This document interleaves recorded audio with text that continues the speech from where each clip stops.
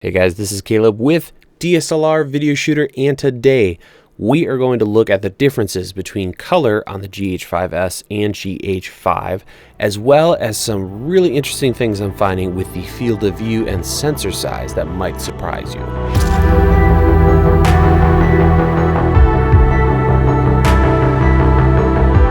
So, after shooting a decent amount with the GH5s and the GH5, of course, which I've had for a while now, I've been noticing a very significant difference in the field of view. In a previous video, I talked about kind of the multi-aspect ratio thing, and you can check that out somewhere up there or in the description. So let's go ahead and start by talking about the field of view. And essentially what this is if you set both cameras up in the exact same position, one is wider looking than the other. So let's go ahead and hop in and talk about that. Okay, so this first shot is Cinema 4K on the GH5. All these tests will have the exact same position when it comes to the camera on a tripod and the same focal length. Nothing has changed. Literally, the bodies have been swapped, same settings and everything. So here we have the GH5 shooting Cinema 4K. We're going to get used to this framing, and we can switch over to the GH5s. Obviously, there's a pretty massive difference, and if I switch back and forth, you can kind of see the elements in the background. My headroom, even my microphone dip in on the GH5s shot. So there's a pretty massive difference when it comes to the framing of these two cameras. If we move over to UHD, it's the exact same story. The only difference is obviously we have a different aspect ratio. So I'm not sure exactly what Panasonic has done to achieve this, because if you look at the spec sheet for the GH5s and the GH5, you'll notice it's the exact same sensor size. And I know I've covered this in a previous video talking about the GH5s sensor, and yes, I think they're using more of the sensor, or it's maybe a hair larger on the sides, but this is pretty significant, at least in my opinion, so I don't know what's exactly going on. So at this point, I was wondering to myself, with that GH5s having such a wider field of view, how would it compare to an aps-c sensor? And so I compared it with the Sony a6500, and it's not quite as wide as an aps-c, but it's kind of in between the previous model, the GH5, and a aps-c or Super 35 sensor. So it's landing right in the middle there. And that got me thinking, if I put a speed booster on the GH5s, could I get it to the same size of Super 35 or even larger? So I completely scrapped the first test and I started over with more cameras. So we're actually going to take a look at full frame, aps-c, and micro four thirds with speed booster combinations and see what we get. For this test, I used a Nikon 50mm because I knew I could adapt that to all the different cameras.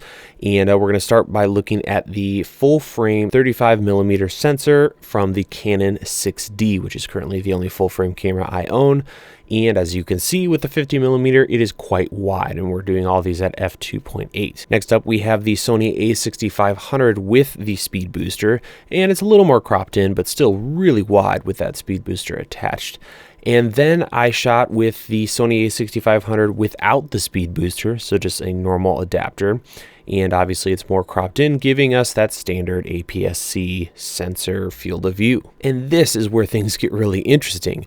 I then took the GH5s and put the speed booster on it with the same lens, and it was actually larger than the Sony a6500, and it's kind of in between an aps-c and full frame, which is awesome to me.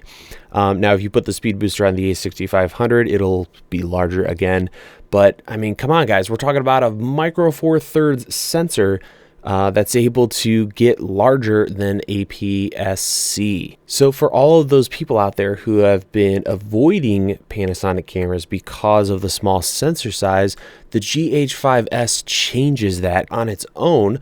We're getting close to an aps-c size, and then if you throw in a speed booster, we're actually able to get something larger. Now, the speed booster I used was the 0.71 times. There is another speed booster that is out there that does 0.64, which would get you even wider of a field of view.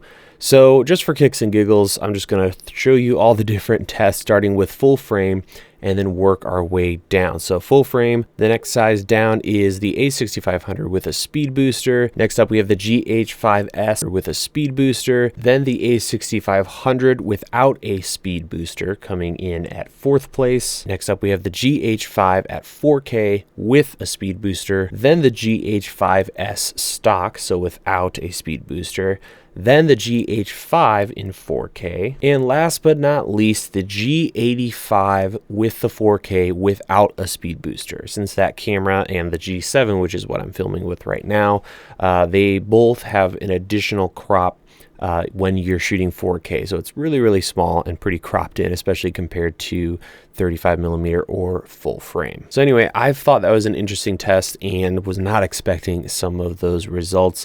And as you've been watching this, you may have noticed some slight minuscule differences between the GH5s and the GH5. So now we're going to jump into the color differences because it's definitely there, and it might be subtle, but it really affects your skin tone. So let's hop in. So in this first shot, I have the GH5 and the GH5s side by side. We're shooting with natural and at UHD 10-bit 422. The main thing you want to look at is the skin tones. You should be able to see that the GH5s has a much more red flesh and skin tone, whereas the GH5 has a little more kind of a green yellow, which a lot of people have complained about when it comes to Panasonic's color science. To really see the differences, we're going to take a closer look at that color chart. Once we zoom in here on this color chart, now we can start to look at the differences using some scopes. Specifically, we're going to take a look at the vector scope and an RGB overlay showing these two side by side. First, let's look at the vector scope. What the vector scope shows us is where colors are landing and how saturated they are. So the further away from the center, the more saturated they are, and we'll be able to see where those colors are landing. If we start with the GH5s, things are looking pretty close. Things are a little off, and that might be due to my white balance. But we can see there's red, magenta, blue, cyan, green, and yellow. And then there's that skin tone line, which is what that line is going up into the left, kind of around 11 o'clock, if you will. That's where we want our skin to land. And it's pretty close when it comes to the GH5s. If I overlay the GH5 so that we see both images of the charts from each of the cameras, you'll notice that some are matching up and some are significantly off. Take a look at red and those skin tone colors from the chart, and you'll notice that the GH5 has its reds leaning toward yellow, so it's not close to red like the GH5s is. Same thing goes for our skin tones, and this is where it's really important to take a look at this kind of stuff. The GH5, not the GH5s, but the GH5 has everything over on the yellow or green side of the skin tone line. So that's why the skin is appearing to be a little more yellowy, jaundicey, and green. There's also some other interesting differences. Blue almost is identical on both of the cameras, which is really interesting. Magenta is slightly off, cyan is slightly off, and then green is close, but on the GH5, the green is more saturated. So you can see it's further away from the center, meaning it's more saturated. Yellow is also fairly close, but we can see on the GH5s, those yellows are pushing toward the skin tone line, which is helping with skin. So there you have it. There's definitely a difference between the two cameras. And just for kicks and giggles, I did a close-up zoom in on one of the skin chips of this chart. And again, you can see the two differences and where they're landing on that skin tone line or not on that skin tone line. If we switch over from the vector scope to an RGB overlay, you can see the two cameras side by side. And again, we're looking at this skin tone chip on the chart. And what's interesting is you can see the greens are almost the same when it comes to the GH5s. There's a little more blue and more red. So essentially there is less green on the GH5s compared to the GH5. And that's apparent if we look at these two side by side. You can see with your naked eye that there's more of a greenish yellow on the GH5s chip. So that is the framing or field of view or sensor size, whatever you want to call it, differences between the GH5 and the newer GH5s. We also looked at some color stuff.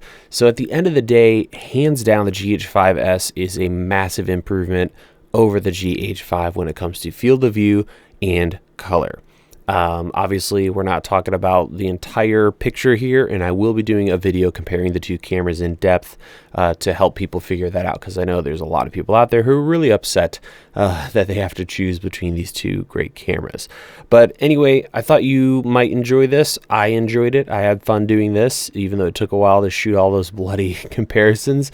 Let me know what you thought in the comments below, if there's anything else you guys would like to see when it comes to these two cameras. And of course, you can watch fresh videos here at DSLR Video Shooter most Tuesdays and Thursdays, and we do live streams on Wednesdays.